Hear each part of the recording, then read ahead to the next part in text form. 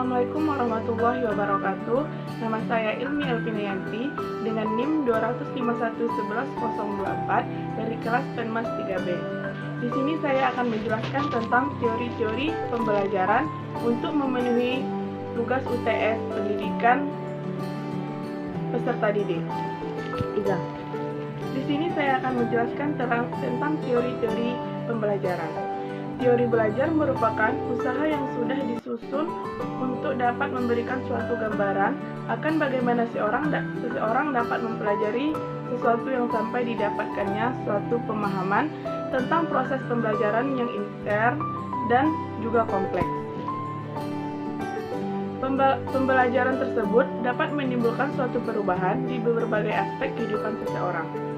Oleh karena itu, para ahli terus berusaha untuk memberikan perumusan tentang pengertian belajar, sehingga akan sampai kepada kesimpulan umum bahwasanya belajar adalah sebuah proses perubahan dalam perilaku yang bisa mengarah ke arah yang baik dan juga buruk.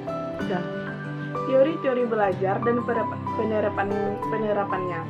Belajar merupakan sebuah perubahan yang dapat terjadi melalui suatu pengalaman dan juga latihan sehingga akan mendapatkan keterampilan dan kecakapan yang baru dan bisa digunakan dalam waktu yang cukup lama. Perubahan perilaku dikarenakan belajar tersebut dapat dilihat dari berbagai aspek dari kepribadian, fisik maupun psikis. 3. Di sini saya akan menjelaskan 10 teori pembelajaran. Yang pertama adalah teori behavioristik. Teori ini merupakan suatu teori berorientasi pada suatu hasil yang bisa diamati dan juga diukur. Hal tersebut agar perilaku yang ingin dicapai bisa menjadi suatu kebiasaan, maka diperlukannya penggunaan pelatihan dan pengulangan. Penerapan dari teori ini mengharapkan suatu hasil, yaitu dapat terbentuknya perilaku yang sangat diinginkan dan perbuatan yang positif dapat diberikan kepada perilaku yang diinginkan maupun sebaliknya. Perilaku yang kurang atau tidak sesuai akan mendapatkan penghargaan maupun penilaian yang negatif. Teori ini dicetus oleh dua orang yang bernama Gigi dan juga Berliner tentang perubahan tingkah laku yang menjadi hasil dari suatu pengalaman yang menggunakan model stimulus respon. Orang yang belajar akan diposisikan menjadi individu yang positif dan juga menggunakan metode pelatihan yang dapat memicu perilaku maupun respon yang tertentu. Evaluasi dan juga penilaian ini di teori ini akan didasari dengan perilaku yang tampak. Guru tak akan banyak memberikan ceramah, tetapi akan memberikan suatu instruksi yang singkat dan diikuti dengan pemberian sebuah contoh melalui stimulus maupun dari guru itu sendiri. Dan yang kedua adalah teori humanistik. Tujuan dari suatu proses belajar yaitu untuk dapat memanusiakan manusia itu sendiri. Proses dari belajar juga akan dianggap berhasil apabila belajar tersebut sudah bisa memahami lingkungannya dan juga dirinya sendiri, dan kemudian dapat berusaha untuk bisa mencapai aktualisasi dirinya dengan baik. Teori humanistik ini dapat mengambil sebuah sudut pandang dari perilaku belajar dan juga bukan dari pengamat. Guru memiliki peran sebagai seorang fasilitator yang dapat memberikan suatu motivasi serta kesadaran tentang makna kehidupan para siswanya. Perilaku utama di dalam teori tersebut adalah siswa yang bisa memaknai proses pengalaman belajar dengan sendirinya. Oleh karena itu, faktor emosional dan juga pengalaman emosional siswa sangatlah penting di dalam peristiwa pembelajaran dikarenakan tanpa adanya sebuah motivasi dan juga keinginan dari pihak siswa, maka suatu asimilasi pengetahuan baru ke dalam kognitif yang juga dimiliki oleh siswa tidak akan terjadi. Yang ketiga adalah teori Gestalt. Merupakan kata yang diambil dari bahasa Jerman yang memiliki arti bentuk atau konfigurasi.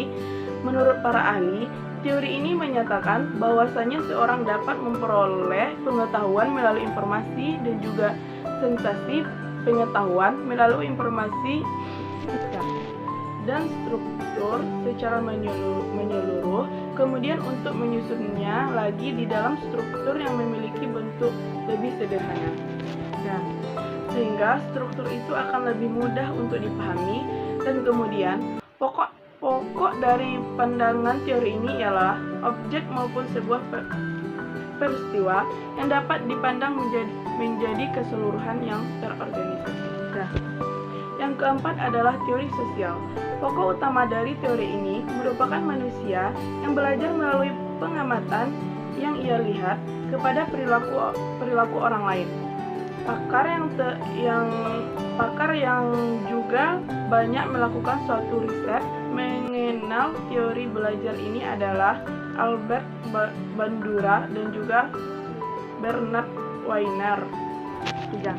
Teori tersebut adalah pelurusan dari sebuah teori konstruktivisme yang dapat memperluas fokusnya dari pembelajaran secara individu menjadi pembelajaran yang kolaboratif dan juga sosial.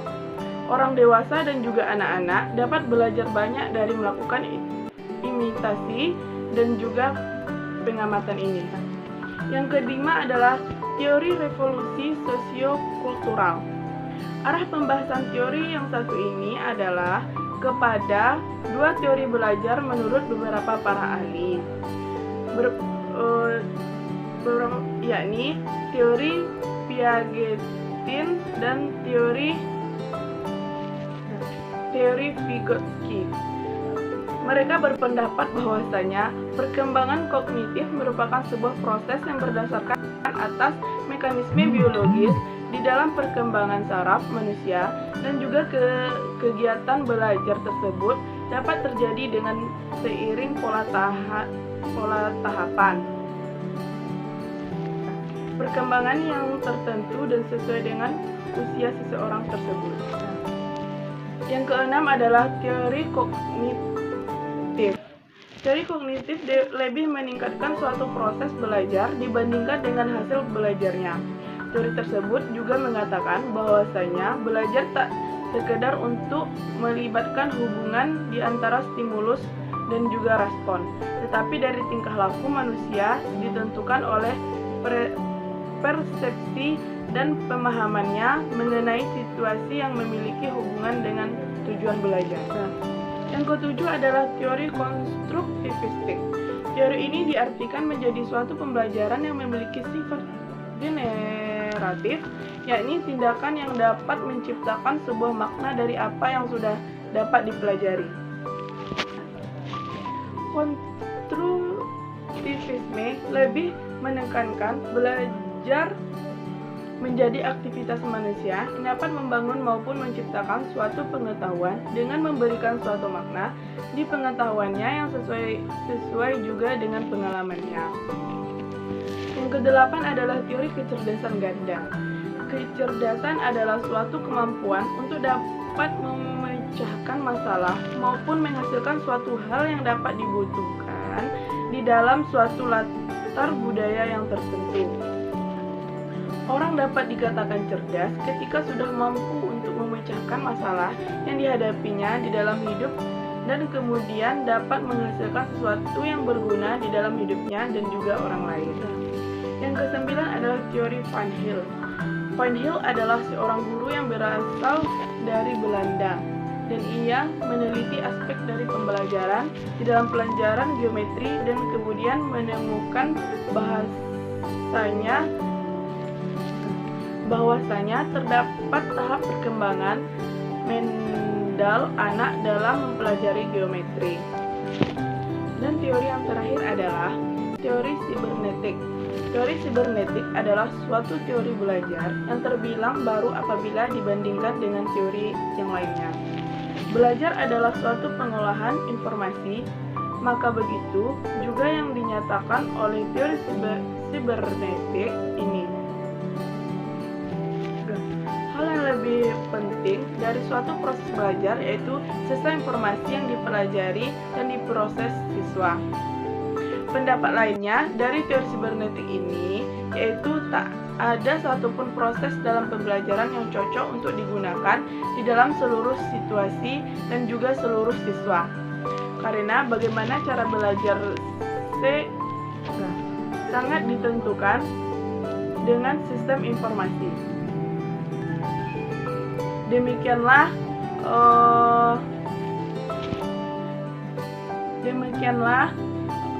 teori-teori pembelajaran yang dapat saya jelaskan. Semoga bermanfaat. Salah